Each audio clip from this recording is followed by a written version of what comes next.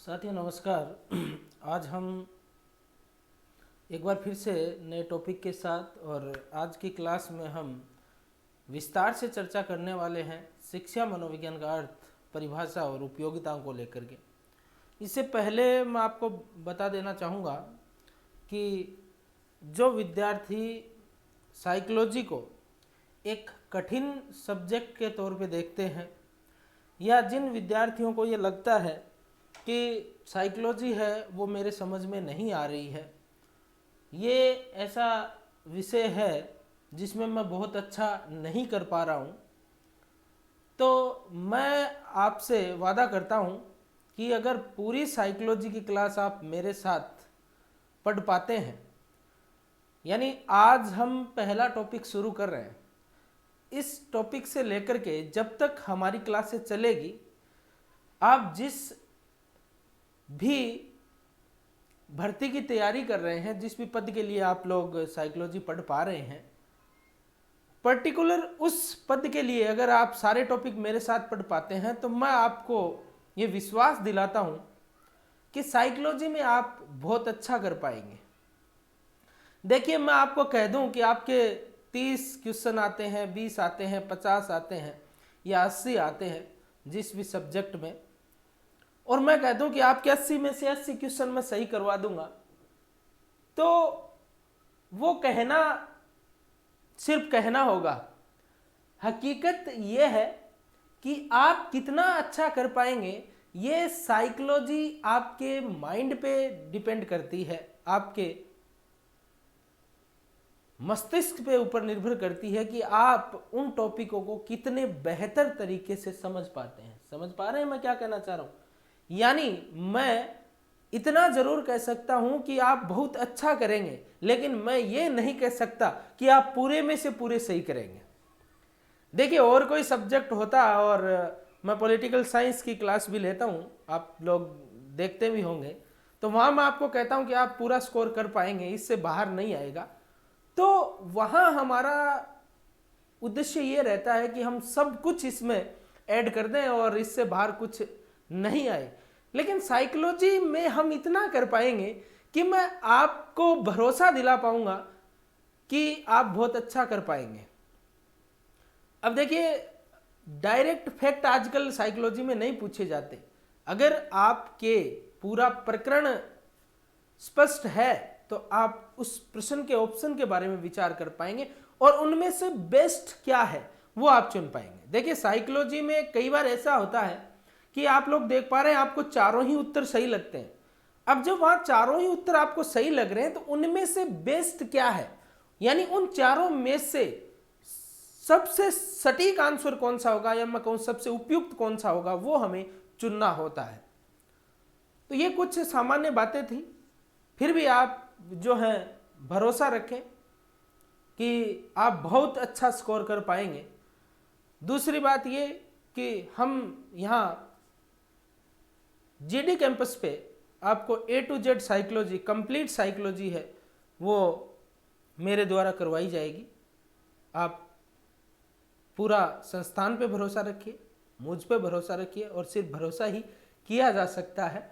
तो एक आपका भरोसा है वो हम टूटने नहीं देंगे, ये मैं आपसे वादा करता हूँ। जब शुरू कर दिया है तो पूरी साइकोलॉजी है वो आप लोगों को यहाँ पढ़ाई जाएगी। तो आइए बिना समय गवाए मैं शुरू करता हूँ आज की क्लास। सबसे पहले हम जान रहे हैं शिक्षा मनोविज्ञान का अर्थ, परिभाषा और उपयोगिताओं को लेकर के। ये पार्ट 1 है। हम लगभग 3 से 4 पार्ट में इस टॉपिक को क्लियर करेंगे, ठीक है। और प्रयास ये भी रहेगा कि बहुत बड़ी क्लासें नहीं हो, 30 से 35 मिनट की क्लासों में हम चर्चा कर पाएं, ताकि आप लोग हैं वो बहुत अच्छे से समझ पाएंगे। और निश्चित सी बात है, मेरा उद्देश्य भी यही है कि आप लोग जो है क्लास लेने के बाद यही कहोगे कि बहुत आसानी से जो है हमें साइकोलॉजी की क्लास है वो समझ में आ रही है। दूसरी बड़ी बात ये कि उन बच्चों के लिए ये बहुत रामबाण साबित होने वाली क्लासें हैं जो बच्चे साइकोलॉजी से दूर भागते हैं, जिनको साइकोलॉजी से डर लगता है या वो सोचते हैं कि मैं साइकोलॉजी में ज़्यादा बेहतर नहीं कर पाऊंगा। आप क्लास ध्यान से देखिए, उसके बाद आप खुद ये कहेंगे कि अब मैं साइकोलॉजी में बहुत अच्छे से कर पाऊंगा। तो आइए सबसे पहले हम साइकोलॉजी के बारे में जान रहे हैं। शिक्षा मनोविज्ञान, देखिए आपको 2 शब्द देखने को मिलते हैं, शिक्षा मनोविज्ञान। एक शब्द है शिक्षा और दूसरा है मनोविज्ञान। सबसे पहले क्या है कि हम शिक्षा मनोविज्ञान को जानेंगे। बिना शिक्षा और बिना मनोविज्ञान को जाने हम किसी भी विषय के बारे में क्या चर्चा करें।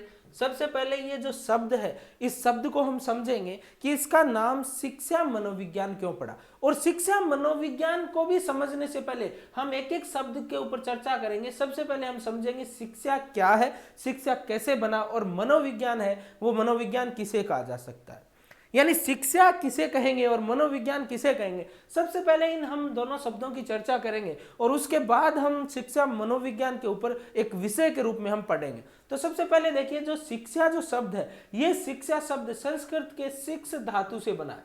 थोड़ा सा ध्यान दें, शिक्ष धातु से बना है संस्कृत के, जैसा कि आप देख पा रहे हैं ये जो शब्द है वो संस्कृत के शिक्ष धातु से बना है। शिक्ष का अर्थ होता है सीखना या सिखाने की प्रक्रिया। शिक्ष जो धातु है उसका अर्थ क्या होता है, सीखना या सिखाने की प्रक्रिया। ठीक है, क्रिया कह दीजिए या प्रक्रिया कह दीजिए। यानी शिक्षा का अर्थ क्या हुआ, संस्कृत के शिक्ष धातु से यह बना है, जिसका अर्थ होता है सीखना या सिखाने की प्रक्रिया या क्रिया। यानी अंग्रेजी में इसे ही हम क्या कहते हैं, एजुकेशन कहते हैं। यानी अंग्रेजी में, इंग्लिश में मैं कहूं तो एजुकेशन कह दूं, शब्द तो वही है शिक्षा। शिक्षा को अंग्रेजी में एजुकेशन कहा जाता है, और एजुकेशन जो शब्द है वो दो शब्दों से मिलकर बना है, ई प्लस ड्यूको। ठीक है, किन शब्दों से मिलकर बना है, ई प्लस ड्यूको। यहां थोड़ा सा ध्यान से आप सुने, ये जो ई और ड्यूको है इसमें ई का अर्थ होता है अंदर से। ठीक है, ई का अर्थ क्या होता है, अंदर से, और ड्यूको का अर्थ होता है बाहर निकालना। ड्यूको का अर्थ क्या होगा, बाहर निकालना। इसका मतलब पूरी शिक्षा शब्द की हम बात करें तो उसका अर्थ क्या हुआ, अंदर से बाहर निकालना। क्यों, क्योंकि इंग्लिश का जो एजुकेशन शब्द है वो दो शब्दों से, ई प्लस ड्यूको से मिलके बना है, जिसमें ई का अर्थ है अंदर से और ड्यूको का अर्थ है बाहर निकालना। इसका मतलब शिक्षा का अर्थ क्या हुआ, शिक्षा का अर्थ हुआ अंदर से बाहर निकालना। क्या अंदर से बाहर निकालना, यानी बालक की अंतर्निहित शक्तियों को बाहर लाना या उजागर करना ही क्या कहा जाता है, शिक्षा कहा जाता है। तो इसका मतलब ये जो एजुकेशन शब्द है इसका अर्थ हुआ अंदर से बाहर निकालना, यानी बालक की आंतरिक शक्तियों को बाहर लाना या उजागर करना ही क्या कहा जाता है, शिक्षा कहा जाता है। आइए बढ़ते हैं आगे। यानी संपूर्ण शिक्षा के अर्थ की बात करूं तो मैं बालक बालिकाओं की आंतरिक शक्तियों को बाहर निकालना क्या कहा जाएगा, शिक्षा कहा जाएगा। अब देखिए, कई बार क्या है एग्जाम में सीधे से ये शब्द दे दिए जाते हैं, लैटिन वर्ड है कि एजुकेशन शब्द के जो समानार्थी शब्द है एजुकेयर और एजुशेयर।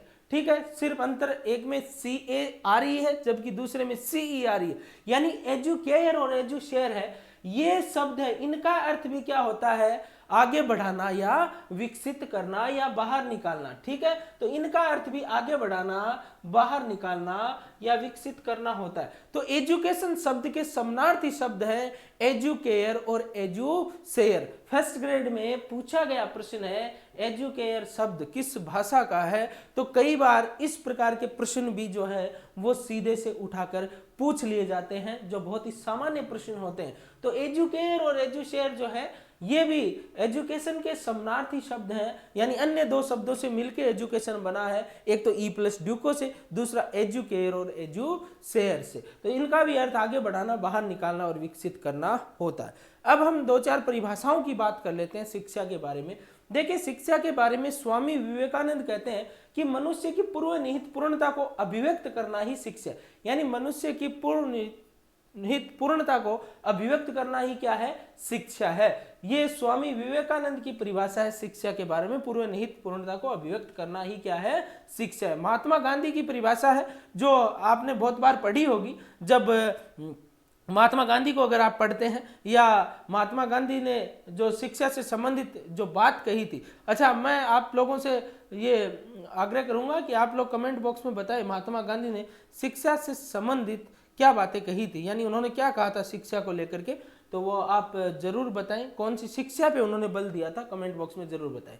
तो महात्मा गांधी वो कहते हैं कि शिक्षा से मेरा जो अभिप्राय है वो ये है कि बालक तथा मनुष्य के शरीर, शरीर के साथ साथ मस्तिष्क तथा आत्मा के सर्वांगीण सर्वोत्तम विकास से है।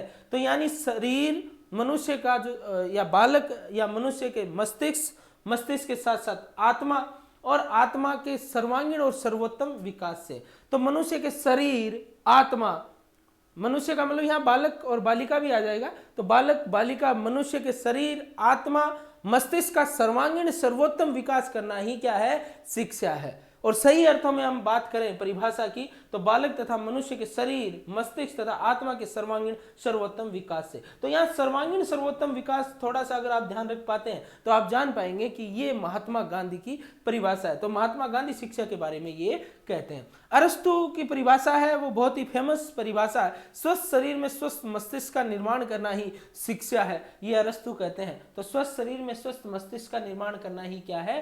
शिक्षा है। जॉन डीवी कहते हैं अनुभवों की पुनर्रचना ही क्या है? शिक्षा है। तो ये जॉन डीवी का मानना है कि अनुभव है, अगर उन अनुभवों की दोबारा से हम कहें प्रस्तुत करना है तो पुनर्रचना ही है, वही क्या है?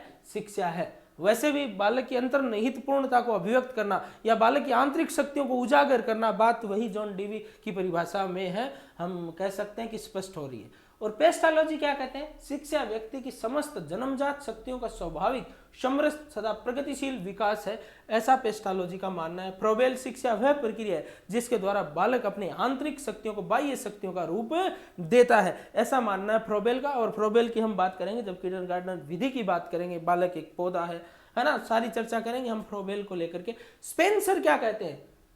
स्पेंसर का मानना है कि शिक्षा से तात्पर्य अंतर्निहित शक्तियों तथा बाह्य जगत के मध्य समन्वय स्थापित करना ही क्या है? शिक्षा है, या समन्वय स्थापित करने से है, ऐसा स्पेंसर का मानना है।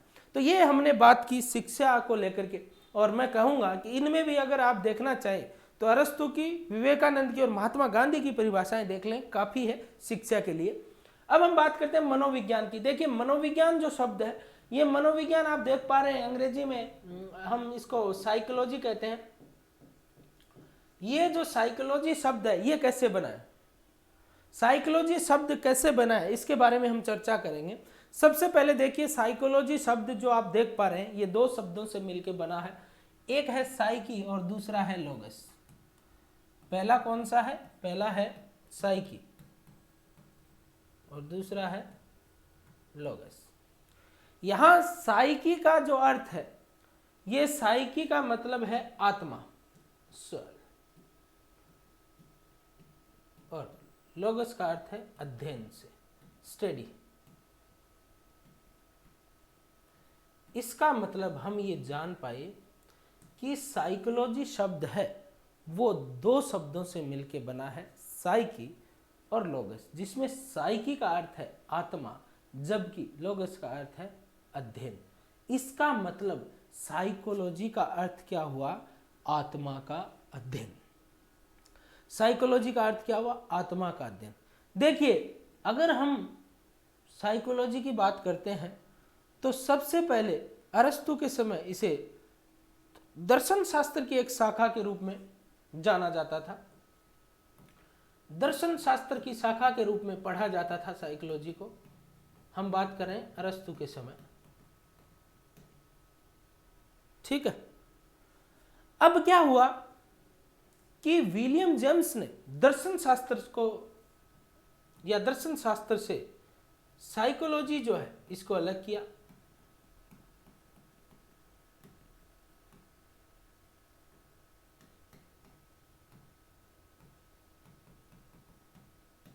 अलग किया किसने?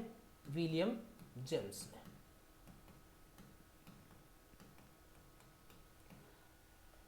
फिर से सुने, साइकोलॉजी को अरस्तु के समय दर्शन शास्त्र की एक शाखा के रूप में जाना जाता था।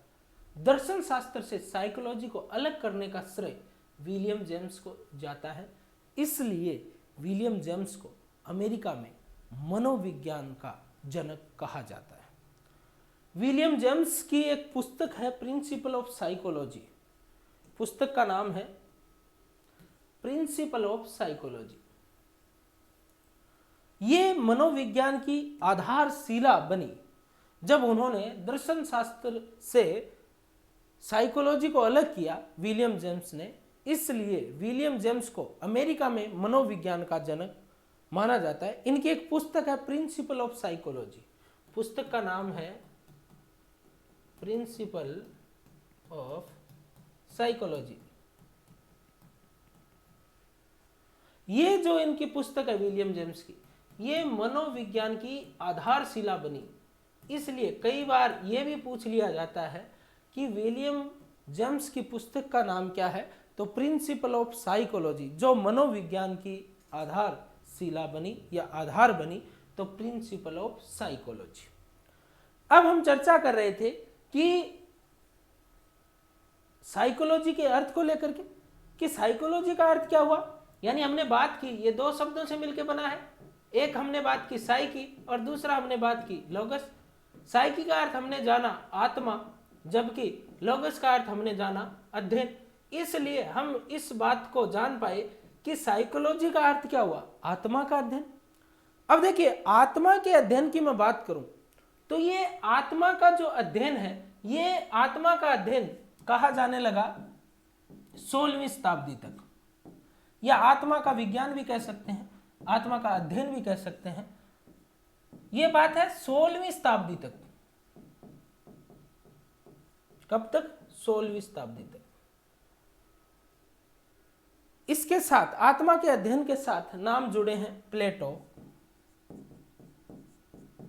अरस्तु, डेकार्टे।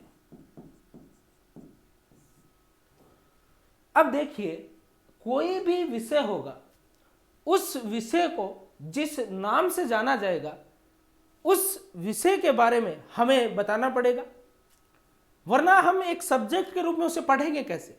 तो आत्मा क्या है, उसका रूप क्या है, स्वरूप क्या है, रंग है, आकार है, इसके बारे में कोई स्पष्ट हम कह सकते हैं कि प्रमाण नहीं मिले या साबित नहीं कर पाए, इसलिए इसको छोड़ना पड़ा, यानी आत्मा के अध्ययन को छोड़ना पड़ा। और साइकोलॉजी को क्या कहा जाने लगा? साइकोलॉजी को कहा जाने लगा मन मस्तिष्क का अध्ययन।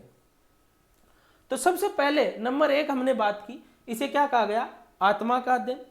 और जब आत्मा के अध्ययन के बारे में, उसके रंग स्वरूप के बारे में, उसके आकार के बारे में सही से अभिव्यक्त नहीं कर पाए, या हम कहें कि कोई सटीक परिभाषा नहीं मिली, तो इस नाम को छोड़ना पड़ा। और साइकोलॉजी ने 17वीं शताब्दी में, 17वीं शताब्दी तक इसको क्या कहा जाने लगा? 17वीं शताब्दी में इसे कहा जाने लगा मन या मस्तिष्क का अध्ययन। अब देखिए, मन मस्तिष्क के अध्ययन की मैं बात करूं तो 2 व्यक्तियों के नाम इटली के हैं, आते हैं। एक पंपानोजी, या कई जगह पंपानोजी भी लिखा होता है, थॉमस रीड। इनके नाम जो है मन मस्तिष्क के विज्ञान या अध्ययन के साथ आते हैं। वही बात यहां हुई, मन के मस्तिष्क के स्वरूप, रंग, आकार के बारे में स्पष्ट नहीं हुआ, तो साइकोलॉजी ने ये भी परिभाषा है वो छोड़ दी। और साइकोलॉजी को क्या कहा जाने लगा? इसे कहा जाने लगा चेतना का अध्ययन या चेतना का विज्ञान।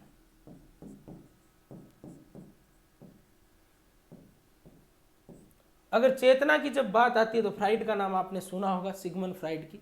जब हम सिगमंड फ्राइड के बारे में डिटेल से चर्चा करेंगे तो वहाँ चेतन, अवचेतन और अर्धचेतन के बारे में भी जानेंगे। तो चेतना का अध्ययन की जब बात आई, William James, William Wundt, James Sully और वाइवस, ये चेतना के अध्ययन से जुड़े हुए हैं। अब देखिए, चेतना के बारे में भी कोई हम कह सकते हैं कि स्पष्ट परिभाषाएं, स्पष्ट एक विषय के रूप में कैसे पढ़े जाए, जिससे हम संतुष्ट नहीं हुए। और समय के साथ 19वीं शताब्दी की बात है चेतना के अध्ययन की, यानी 20वीं शताब्दी की मैं बात करूं तो 20वीं शताब्दी में इसे कहा जाने लगा व्यवहार का अध्ययन। क्या कहा जाने लगा? व्यवहार का अध्ययन। वाटसन, वुडवर्थ, स्किनर, मैकडूगल व्यवहार के अध्ययन की बात करते हैं। मैकडूगल ने तो एक पुस्तक लिखी है अपनी, आउटलाइन साइकोलॉजी। और आउटलाइन साइकोलॉजी में आउटलाइन जो साइकोलॉजी है मैकडूगल की, उसमें उन्होंने चेतना को बुरा शब्द कह करके बुलाया है, यानी चेतना को बुरा शब्द माना है आउटलाइन साइकोलॉजी में। तो वर्तमान में साइकोलॉजी जो है वो व्यवहार का विज्ञान है। तो इस प्रकार से मनोविज्ञान की विकास यात्रा की हमने बात की कि सबसे पहले 16वीं शताब्दी तक इसे कहा गया आत्मा का अध्ययन। जब आत्मा के रंग रूप स्वरूप के बारे में सही रूप से स्पष्ट नहीं हो पाया तो साइकोलॉजी को कहा गया मन मस्तिष्क का विज्ञान। और जब वही बात मन मस्तिष्क के साथ हुई तो इसे कहा गया 19वीं शताब्दी में चेतना का विज्ञान।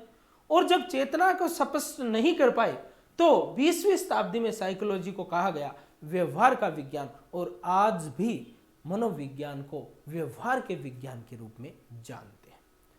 अब मैं एक प्रश्न की चर्चा करता हूं, हालांकि हम ऑब्जेक्टिव सीरीज अलग से लेकर के आएंगे, लेकिन एक प्रश्न मेरे दिमाग में आ रहा है चलते चलते कि उस प्रश्न की चर्चा कर लेनी चाहिए। बहुत ही साधारण प्रश्न है, फिर भी कई बार हम जो है वो जल्दबाजी में उसका उत्तर जो है वो सही नहीं कर पाते। अगर प्रश्न सीधा सा ये है, मनोविज्ञान का अर्थ है,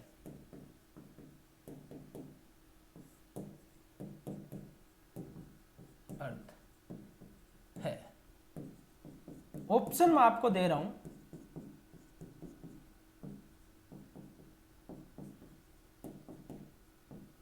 आत्मा का अध्ययन, मन मस्तिष्क का अध्ययन, चेतना का अध्ययन, व्यवहार का अध्ययन।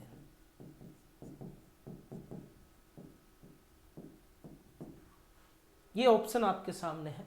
प्रश्न सीधा सा है, मनोविज्ञान का अर्थ है। इस प्रश्न का जवाब आप कमेंट बॉक्स में जरूर दें और जवाब देने से पहले एक बार प्रश्न को ध्यान से पढ़ें। मैं फिर कहूँगा क्वेश्चन को ध्यान से पढ़ें और आपका उत्तर क्या होगा वो कमेंट बॉक्स में ज़रूर बताएं। फिर हम चर्चा करेंगे नेक्स्ट क्लास में। तो ये आपके लिए आज जो है एक प्रश्न था जो दिमाग में आया। मुझे लगा कि आप गलती कर सकते हैं, ठीक है, और गलतियां ही सही सिखाती है। तो आइए मनोविज्ञान की हम बात कर रहे थे। साइकोलॉजी शब्द से बना है, साइकोलॉजी जिसमें अर्थ है लोगस का अध्ययन से है, साइकी का आत्मा से है, इसलिए साइकोलॉजी शब्द का अर्थ हुआ आत्मा का अध्ययन। ठीक है, साइकोलॉजी का अर्थ क्या हुआ? आत्मा का अध्ययन। अब विकास यात्रा की हम बात कर चुके हैं। 16वीं शताब्दी तक इसे आत्मा का विज्ञान कहा जाता था। प्लेटो, अरस्तु और डेकार्टे है, ये थोड़ा सा चेंज कर लें आप, डेकार्टे जो है इन्होंने इसको आत्मा का विज्ञान माना। और मन मस्तिष्क का विज्ञान पंपानोजी और थॉमस रीड भी आप लोग ऐड कर लें। थॉमस रीड, आत्मा का अध्ययन या मस्तिष्क का, थोड़ा सा अगर सही नहीं दिख पा रहा है तो मैं सही से लिख देता हूं, थॉमस रीड। ठीक है। इसके बाद क्या हुआ कि मन मस्तिष्क के कारण भी कोई जो है हम कह सकते हैं कि अध्ययन कहे जाने के बाद इसके बारे में कोई विशेष रूप से जो है वो स्पष्ट नहीं कर पाए, तो इसे कहा गया चेतना का, जिसमें विलियम जेम्स, विलियम वुंट और जेम्स सेली और वाइवस के नाम जो हैं वो जुड़े हुए हैं। इसके बाद चेतना का विज्ञान कहा जाना, लेकिन किसी प्रकार के कारण या चेतन के बारे में या अचेतना और चेतन के बारे में विशेष रूप से नहीं जानकारी होने के कारण इसे भी छोड़ना पड़ा और इसे क्या कहा गया? व्यवहार का विज्ञान। और आज भी व्यवहार का विज्ञान है इसे कहा जाता है। वाटसन, वुडवर्थ, स्किनर जो है, और इसके साथ साथ एक नाम और ऐड कर लें आप, मैकडूगल जो है वो भी इसे व्यवहार का विज्ञान मानते हैं। तो वुडवर्थ के शब्दों में बहुत ही अच्छी परिभाषा है। तृतीय श्रेणी अध्यापक में रीट का जो पीछे एग्जाम हुआ था उस एग्जाम में पूछा भी गया था सीधा ही BSTC वाले बच्चों के पेपर में, जहाँ तक मुझे याद आ रहा है कि मनोविज्ञान ने अपनी आत्मा को छोड़ा, फिर अपनी चेतना खोई और आज अपने व्यवहार के अध्ययन को अपनाए हुए हैं। तो ये परिभाषा किसकी है? ये वुडवर्थ की, और कहा भी बिल्कुल सही है। पहले आत्मा को छोड़ा, फिर चेतना खोई और आज अपने व्यवहार को अपनाए हुए हैं। तो जैसे मनोविज्ञान की विकास यात्रा है उसी को वुडवर्थ ने अपने शब्दों में कहा है। इसके अलावा 2-3 और परिभाषाओं की हम बात कर लेते हैं। वाटसन मानते हैं कि मनोविज्ञान को व्यवहार के धनात्मक विज्ञान के रूप में परिभाषित किया। देखिए, व्यवहार का विज्ञान है, धनात्मक विज्ञान जो है या धनात्मक व्यवहार की बात जो है वो करते हैं वाटसन। तो धनात्मक विज्ञान एक शब्द को आप लोग पकड़े रखना और वाटसन की हो जाएगी, क्योंकि अगर हमारे पास धन होता है तो हम वाट लगा देते हैं, तो ऐसा वाटसन कहते हैं।